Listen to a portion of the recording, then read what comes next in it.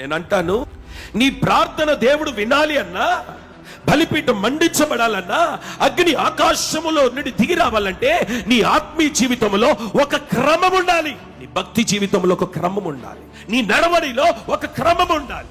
నీ పరిచర్యలో ఒక క్రమం ఉండాలి. నీ విశ్వాస యాత్రలో ఒక క్రమం ఉండాలి. క్రమము లేకుండా నువ్వు ఏ పని చేసినా బైబిల్ చెప్తుంది అక్రమము చేయువారులారా మీరు నా యొద్ద నుండి తొలగిపోండి. నేనంటాను, క్రమము కాని దానిని దేవుడు అక్రమం అన్నప్పుడు క్రమము పాటించకుండా, ఏమండి, క్రమానికి లోబడకుండా, క్రమాన్ని పాటించి క్రమము ప్రకారంగా నడవకుండా నేను ప్రార్థన చేసినా దేవుడు వినట్లేదండి, నేను ఎంత మొరపెట్టినా దేవుడు వినట్లేదండి, నాకు జవాబు రావట్లేదండి, దేవుడు నాతో మాట్లాడట్లేదండి. ఎలా మాట్లాడతాడు నీతో?